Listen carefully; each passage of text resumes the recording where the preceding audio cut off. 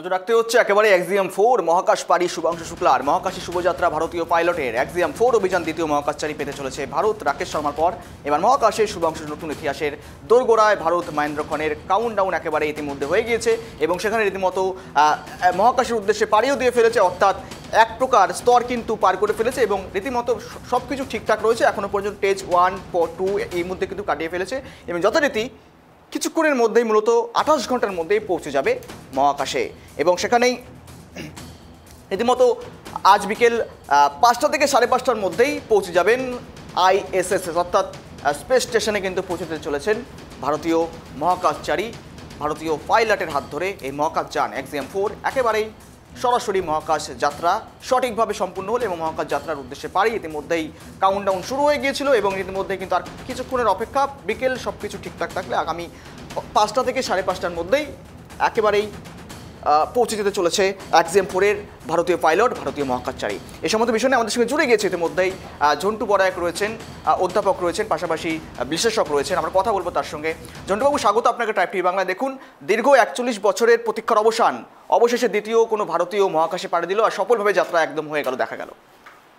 না দেখুন, এটার মধ্যে আমি দুটো দৃষ্টিকোণ থেকে এটাকে বিশ্লেষণ করব। যেহেতু একজন বিজ্ঞানের ছাত্র, আমার বিষয় কেমিস্ট্রি, আমি এটার বিজ্ঞানের দৃষ্টিকোণ থেকে আবার একটা পলিটিক্যাল দৃষ্টিকোণও আছে। মানে মূলত একটা এই মুহূর্তে টেকনোলজিক্যাল অ্যাসপেক্টে মহাকাশে দখলদারির প্রশ্নে ভারত যে চতুর্থ দেশ হিসেবে অনেকটা এগিয়ে গেল, আমেরিকা, সোভিয়েত, চীনের পরে সম্পূর্ণ নিজস্ব টেকনোলজিতে মহাকাশে আগামীতে মানুষ পাঠিয়ে গবেষণাটাকে, বিশেষ করে কৃষি এবং স্বাস্থ্য সম্বন্ধীয় গবেষণায় মহাকাশে বা মহাকাশের যে উপনিবেশ, তাতে যে ভারত আরেকটা স্টেপ এগোলো।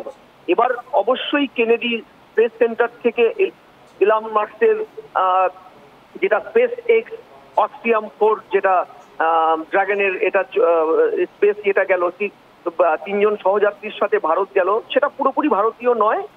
এটা যেমন ঠিক, আবার এটাও ঠিক যে এটার থেকেই কিন্তু সূচনা হলো যে ভারত চতুর্থ দেশ হিসেবে ইতিহাসের পাতায় নাম উঠাতে যাবে, যে মহাকাশে একক নিজস্ব টেকনোলজিতে মানুষ পাঠিয়ে সেখানে মহাকাশের উপনিবেশের একটা নতুন ঝান্ডা, নতুন দিক তৈরি করবে। এটা টেকনোলজিক্যাল অ্যাসপেক্ট। আর জিওপলিটিক্যাল অ্যাসপেক্টে ভারত কিন্তু আবার দেখালো যে দেখুন, 550 কোটি টাকা দিয়ে শুভাংশু শুক্লাকে মহাকাশে পাঠানোটা, এটা কিন্তু নিছকই পাঠানো নয়, এটা যে মহাকাশে ভারতকে নাসা, পৃথিবীর সর্বোচ্চ গবেষণা সংস্থা, তারা যে সমাদৃত করে, তাদের যে রেসপেক্ট করে, ছবি একটা সময় করতো যে তারা ভারতীয় প্রতিভাকে মহাকাশ বিদ্যায় কিন্তু সম্মান দেয়। অর্থাৎ ভারত যে বিশ্বগুরুর যে তকমাটা, আমি এটা পলিটিক্যাল অ্যাসপেক্টে বিশ্বগুরুটা বলছি না, যে বিশ্বগুরু ভারত যে পথপ্রদর্শক, যে ভারত আবার জগৎ সভায় শ্রেষ্ঠ আসন লবে, সেই যাত্রায় যে ভারত বিজ্ঞান, জ্ঞান বিজ্ঞান, মহাকাশ বিদ্যা চর্চায় যে অনেকটা প্রসারিত। ভারতের আভ্যন্তরীণ অর্থনৈতিক পরিকাঠামোয় যথেষ্ট দুর্বলতা থাকলেও ভারত যে দুর্বলতাকে পাশ কাটিয়ে ধীরে ধীরে অনেকটা এগোচ্ছে। আপনি যেটা বললেন, 41 বছরের খরা কাটিয়ে আবার ভারত পৌঁছচ্ছে। এবারের পৌঁছানোটা কিন্তু শুধু 14 দিনের গবেষণা নয়, এবারের গবেষণার বিষয়টা কিন্তু সাংঘাতিক।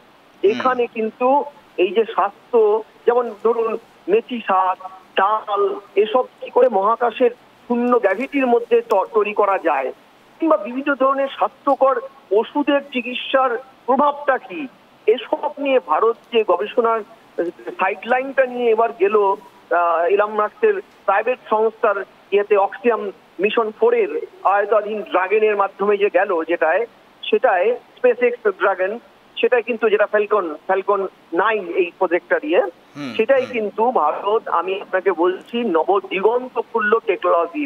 এবং আগামীতে খুব দ্রুত ভারত একক দায়িত্বে চতুর্থ দেশ হিসেবে মহাকাশের নিজের বিজয় ঝান্ডাটাকে ওড়াবে, এটাও কিন্তু সত্যি। একদম ঝন্টুবাবু, আপনি যখন বলছেন বিশ্বাস করবেন আমার গায়ের লোম শিহরিত হচ্ছে। হয়তো প্রতিটি ভারতবাসীর এটা হওয়ার দরকার, কেননা আপনি যে কথাগুলো বললেন অস্বীকার করার কোনো বিষয় নয়। অর্থাৎ আপনি আলাদা আলাদা পার্টি করতে পারি, পলিটিক্যাল ভিউ আলাদা থাকতে পারে, কিন্তু রীতিমতো ভারতের এই অবস্থান রীতিমতো কিন্তু বিশ্ব দরবারে অবশ্যই নজর কাটছে ঝন্টুবাবু। একদম একদম। একদম, কারণ ভারতের পলিটিক্যাল জিওপলিটিক্যাল বহু প্রতিকূলতা আছে, অভ্যন্তরীণ রাজনৈতিক অবস্থা, ডেমোক্রেসি, বহুদলীয় ব্যবস্থা, অনেক কিছু আমাদের সাঙ্গ করে চলতে হয়। সবচেয়ে বড় হচ্ছে ভারত বহুভাষিক, বহু সংস্কৃতির মিলন ক্ষেত্র। এখানে দাঁড়িয়ে ভারতীয়রা যে এই ধরনের ভারতের বিজয় উৎসবে একাত্রিত হতে পারে, সবাই দেখুন আজকে সারা ভারতবর্ষের বিভিন্ন স্কুল কলেজগুলো লাইভ দেখাচ্ছে সব অনুষ্ঠান। এই যে মহাকাশে বিজয় একটা জায়গায়, ভারত ভারত খুব সমস্ত ভারতবাসী একাত্মিক হয়ে যায়, এক হরিহর আত্মা হয়ে যায় খুব কম সময়ের জন্যই। হয় ক্রিকেটে ভারতের বিখ্যাত বিজয় হলে, বিশ্বকাপ জিতলে বা অন্য কোনো টুর্নামেন্ট জিতলে, কিংবা এই ধরনের বিজ্ঞান, এই যে চাঁদে যখন গিয়েছিল, সারা পৃথিবীর সাথে ভারতবাসীরা বলুন তো আজও আমরা শিহরিত হয়ে যাই। ভারতবর্ষের কোনো একটি বাড়ি পাবেন না যে চন্দ্রায়ন যখন আমরা সাকসেসফুলি করলাম একক উদ্যোগে, পৃথিবীর সবচেয়ে কম খরচে পৃথিবীকে দেখালাম পথ, যেখানে সোভিয়েত আমাদের আগে যাওয়ার চেষ্টা করে রাশিয়া মুখ থুবড়ে পড়লো, অথচ আমরা ন্যূনতম খরচায় সাকসেসফুলি ল্যান্ড করলাম। এটাতে প্রমাণ হয়ে যায় যে ভারতীয়ত্বর এই আবেগটা কিন্তু সুপ্ত থাকলেও পরিস্ফুট হয়, এককভাবে এক প্রিয় রাস্তা হয়ে যায় এই ধরনের ব্যতিক্রমী সমস্ত সাফল্যের দৃষ্টিকোণ যখন নজির আমরা তৈরি করি। আর ভারত যে বিজ্ঞানে পথ দেখাবে, আর্যভট্ট চড়ক থেকে, সুশ্রুতুর থেকে শুরু করে, ভারতবর্ষের কণাদ থেকে শুরু করে যত মনীষী, বিজ্ঞানী, শুভচিন্তক যারা ভারতবর্ষকে শুধু পথ দেখায়নি, পৃথিবীকে পথ দেখিয়েছে, তাদের আঙ্গিকে ভারত যে আগামীতে আবার একটা বড় ধরনের বিশ্বমঞ্চে বিজ্ঞানকে পরিস্ফুট করবে, এই ধরনের অভিযানগুলো ভারতের প্রতিনিধিত্ব তা আবার প্রমাণ করে, বারবার প্রমাণ করে। ভারতীয় হিসেবে অবশ্যই আমরা প্রত্যেকে গর্বিত এই সন্ধিক্ষণগুলোর জন্য। চন্দ্রবাবু, একটি বিষয় হয়তো দ্বিতীয়বার কোথাও শুনতে যাওয়া যাচ্ছে, অর্থাৎ শুনতে যেতে চলেছে গোটা ভারতবাসী, যেখানে সারে জাহাজে আচ্ছা হয়তো ঠিক 41 বছর আগে এই কথা শোনা গিয়েছিল, এবং আবার ঠিক মহাকাশ স্টেশন থেকে হয়তো সারে জাহাজে আচ্ছা সে আজকে উঠে আসবে আবার পুনরায়। একদম, একটু একদম সময়ের অপেক্ষা। ভারত এই 14 দিনের যাত্রায় সাকসেসফুলি গেছেন, এবং আগামীতে দেখবেন, আমি বলছি খুব শীঘ্রই ভারত নিজের দায়িত্বে যাবে। এবং মহাকাশের যে স্টেশন, স্পেস স্টেশন, মাথায় রাখুন আজকের যুদ্ধটা কিন্তু অন্যরকম।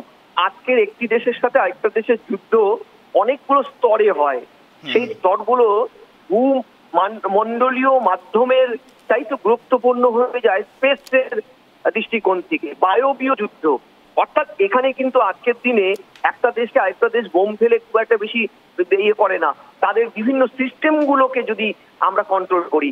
মহাকাশ বিদ্যায় ভারত কিন্তু তৃতীয় সবচেয়ে পাওয়ারফুল একটি দেশ। তাদের আমাদের অজস্র স্যাটেলাইট, যারা ছোট ছোট দেশগুলো থেকে শুরু করে প্রতিবেশী দেশগুলোকে আমরা দেই শুধু নয়, আমরা এখন এটাতে স্বাবলম্বী।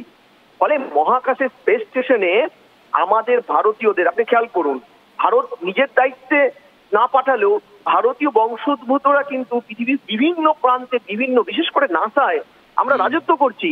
আপনি কল্পনা চাওলা দেখুন, আপনি সুনিতা উইলিয়ামস দেখুন, একটার পর একটা ভারতীয় মেধা বিশ্বে এই স্পেস সায়েন্সে, এই কোয়ান্টাম মেকানিক্সে কতটা জায়গা দখল করে, কতটা সম্মানের সাথে লড়াই করে সিংহাসনটা ধরে রেখেছে, সেটা তো গর্বিত হই আমরা। বলুন, এই আজকের যে শুভাংশু, সে তো শুভাংশু নয়, ভারতের বিজ্ঞানের প্রতিনিধি তিনি।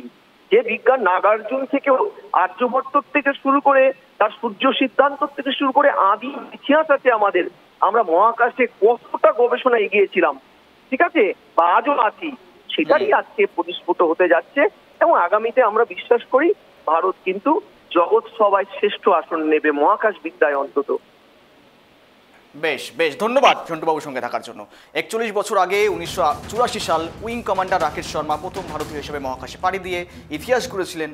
আর সেই ঐতিহাসিক ঘটনার পর ভারতীয়দের মহাকাশ যাত্রা নতুন মোড় নেয়। যদিও ভারতীয় বংশোদ্ভূত সুনিতা উইলিয়ামস বহুবার মহাকাশে গিয়ে বিশ্ব দরবারে ভারতের নাম উজ্জ্বল করেছেন, সারে জাহাজে আচ্ছা তার মুখ থেকে আওয়াজ উঠেছে, এবার সরাসরি ভারতীয় হিসেবে দ্বিতীয় ব্যক্তি মহাকাশে পাড়ি দিলেন ভারতীয় বায়ুসেনার group captain Shubhanshu Shukla. Mission Axiom 4 এর মাধ্যমে মহাকাশে পাড়ি। আর মূলত সবকিছু ঠিকঠাক থাকলে আগামী বিকেল 5টা থেকে 5:30টার মধ্যেই পৌঁছতে চলেছেন একেবারেই স্পেস স্টেশনে, এবং সেখানে মূলত কিন্তু আবারও দ্বিতীয়বার সেই ভারতের জয়গাথা আবারও তুলে ধরবেন তিনি, এমনটা সকল ভারতবাসী 140 কোটি ভারতবাসী কিন্তু রীতিমতো উঁচু হয়ে তাকিয়ে রয়েছে মহাকাশের দিকে, মিডিয়া হাউসের দিকে এবং প্রতিটি সংবাদ মাধ্যমের দিকে। আর সেই খবর আমরাও তুলে ধরছি আপনাদের সামনে। এই সময় গর্বিত হওয়ার মতন খবর, যেখানে রাকেশ শর্মার পর প্রথমবার দ্বিতীয় কোনো ভারতীয় সফলতার সাথে রীতিমতো কিন্তু অনেক বাধা এসেছে, অনেকবার লিকেজ দেখা গিয়েছে, যার জন্য বহুবার পিছিয়ে গিয়েছে যাত্রা। অবশেষে আজ সেই শুভযাত্রা একেবারে শুভভাবে হোক, এই আশা রাখে ট্রাইব টিভি বাংলা।